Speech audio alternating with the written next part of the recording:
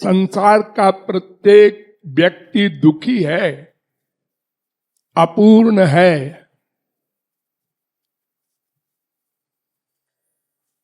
आनंद का भूखा है। इसलिए जब संसार से थक जाता है, कुछ नहीं मिलता,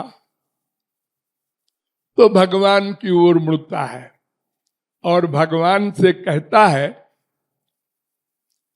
मुझे मेरे गुरु ने सिखाया है कि भगवान से न भुक्ति मांगना। भुक्ति माने जहां तक माया का आधिपत्य है, अनंत कोटि ब्रह्मांड माया के अंडर में है। आ ब्रह्म भुवनालोका पुनरावर्तिनोर्जुन। ब्रह्मलोक तक, जिसको हम लोग कहते हैं हमारे पिताजी का स्वर्गवास हो गया। स्वर्ग जानते हैं आप लोग?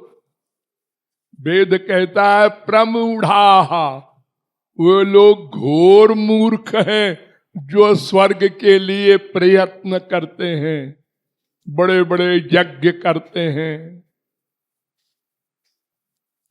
प्रमूढ़ा मामूली मूर्ख नहीं है, क्योंकि स्वर्ग पाने के लिए जो साधना लिखी है वो कलयुग में असंभव है, इतनी कठिन है। और जो मिलेगा स्वर्ग, वो इसी मृत्युलोक की तरह है। वहां भी माया का अधिकार है पूर्ण। काम क्रोध लोभ मोह पूर्ण अधिकार किए हैं। आपको बतावे, आपको हंसी आएगी। स्वर्ग के देवताओं के जो शरीर होते हैं उससे खुशबू आती है। उनके शरीर में मल मूत्र ये सब विकार नहीं होता, लेकिन काम क्रोध लोभ मोह ऐसे ही होते हैं। हमारे बड़े बड़े तपस्वियों को स्वर्ग की अप्सराओं के द्वारा भ्रष्ट किया जाता है, इंद्र के द्वारा। इंद्र को डर लगता है कहीं मेरा आसन न छीन ले। यहां तक कि स्वर्ग सम्राट इंद्र, जिसको हम लोग यज्ञादिक में हव्य देते हैं, इंद्राय नमः, वो हमारे मृत्युलोक की गंदी स्त्री में आसक्त हो गया, गौतम की स्त्री में। संसारी स्त्री जो हमारे मृत्युलोक की है, वो तो मलमूत्र की पिटारा है, रोम रोम से गंदगी निकलती रहती है। स्वर्ग के राजा इंद्र, देवता होता नहीं, तो वहां भी माया का पूर्ण अधिकार है, और वो भी 4 दिन को मिलता है। क्षीणे पुण्य मर्तलोकम विशंति, स्वर्गहु स्वल्पो अंत दुखदाई। वेद कहता है हीनतरम वा विशंति।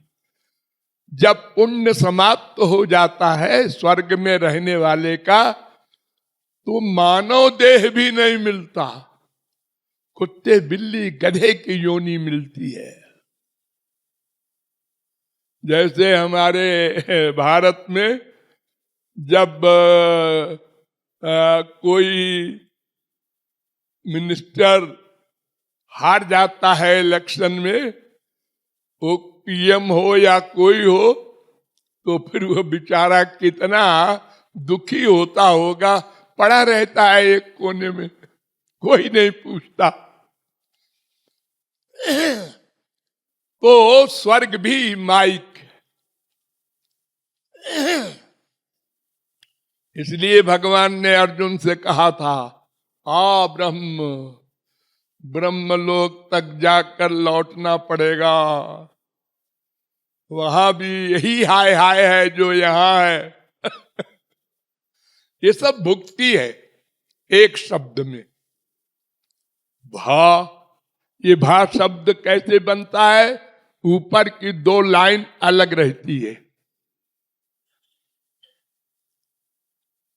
पा फा बा भा, हिंदी में भा होता है तो एक लाइन फिर दूसरे लाइन के बीच में गैप होता है, यानी जीव ब्रह्म से अलग है। हम जो सुख पा रहे हैं वो भगवान का नहीं है, माया का है, नश्वर है।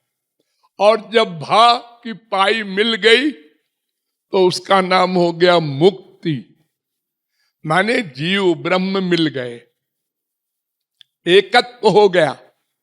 उसी को एकत्व मुक्ति कहते हैं, कैवल्य मुक्ति कहते हैं, सायुज्य मुक्ति कहते हैं। तो 99.9% लोग तो भुक्ति चाहते हैं।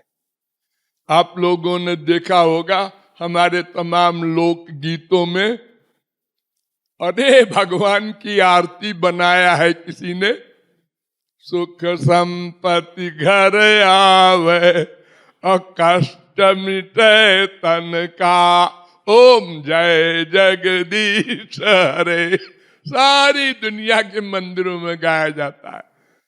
ये मांग रहा है भगवान से, और थोड़ा बुद्धिमान हुआ तो स्वर्ग मांगता है। मृत्युलोक से बड़ा सुख स्वर्ग में है, यही सुख है जो यहां पर है।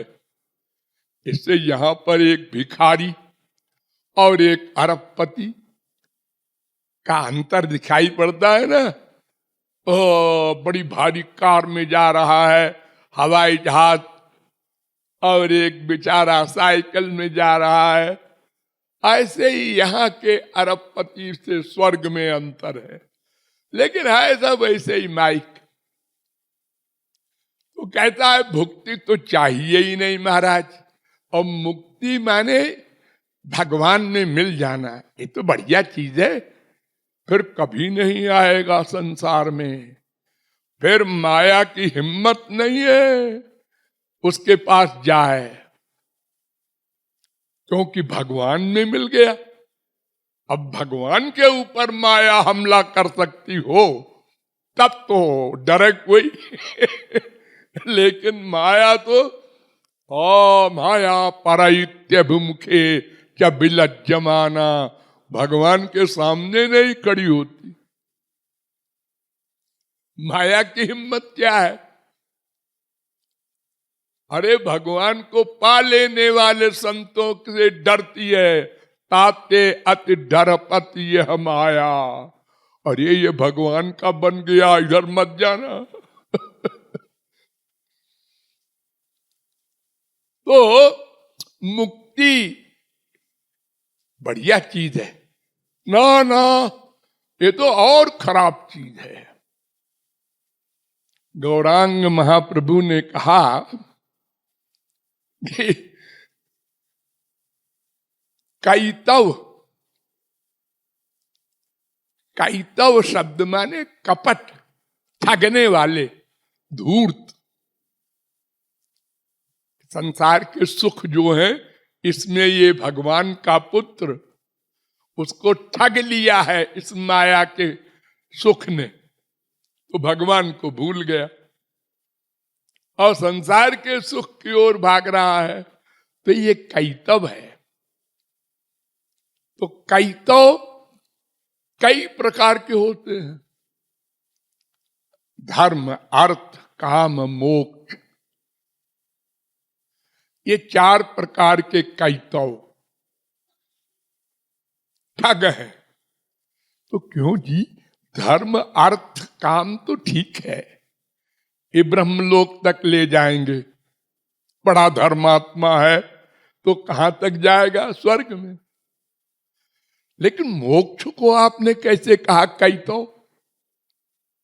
भागवत का प्रथम श्लोक है धर्म प्रोज्झित कैतवा।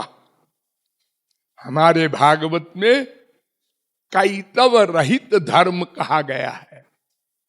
तो कैतव शब्द का अर्थ लिखा है वहां आचार्यों ने, धर्म अर्थ काम मोक्ष चारों कैतव है।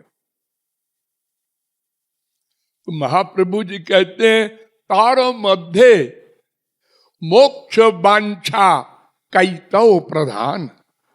ये धर्म अर्थ काम मोक्ष, इन चारों में जो मोक्ष है ये सबसे बड़ा धूर्त है सबसे बड़ा ठग है।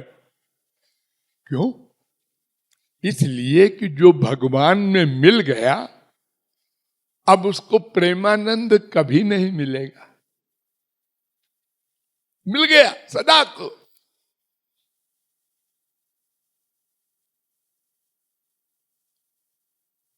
नस पुनरावर्तते, नस पुनरावर्तते वेद कह रहा है। अब वो लौट के ही नहीं आएगा, शरीर ही नहीं मिलेगा बेचारे को, तो प्रेमानंद कैसे मिलेगा? और अगर धर्म अर्थ काम के अंदर रहेगा तो हो सकता है कभी कोई वास्तविक संत मिल जाए और वो हमारी बुद्धि में बैठ जाए, हम उसके शरणागत हो करके साधना करके एक दिन प्रेमानंद प्राप्त कर लें। ये पॉसिबल है। बड़े बड़े पापात्मा भगवान के भक्त हो चुके हैं, लेकिन मुक्त होने के बाद तो गया सदा को। इसलिए महाप्रभु जी ने कहा तार मध्य प्रेम मुक्ति वांछा कैतव प्रधान। तो भुक्ति भी नहीं चाहता, मुक्ति तो और भी नहीं चाहता। फिर क्या चाहते हो? आपकी सेवा, बस एक कामना। तुलसीदास ने लिखा अर्थ न धर्म न काम रुचि और पद न चाहो निर्वाण, चारों नहीं चाहते। मोक्ष की तो बहुत ही बुराई वेद व्यास ने भागवत में भरी पड़ी है। सामी प्रसादोक्य सारूप्यत्वमप्युत दीयमानम न गृह्णन्ति। भगवान कहते हैं ले लो मुक्ति ना, मुझे नहीं चाहिए। मुक्ति निरादरी भक्ति लुभाने। कागभुचुंडी से कहा था राम ने, कागभुचुंडी मांगु बर अति प्रसन्न मोहि जान, अणिमादिक सिद्धि अपर निधि और मोक्ष सकल सुख खान। उन्होंने कहा महाराज जी हमको आप बेवकूफ बना रहे, ये चारों नहीं चाहिए। तो इसलिए केवल सेवा मांगनी चाहिए, केवल सेवा। और उनका सुख, अपना सुख नहीं, उनका सुख। बेपढ़ी लिखी गोपियों के पास यही एक मंत्र था, श्याम सुंदर के लिए तन मन प्राण अर्पित है, बस। और इस मंत्र ने उनको कहां पहुंचा दिया कि ब्रह्मा सृष्टिकर्ता उनकी चरण धूल चाहता है।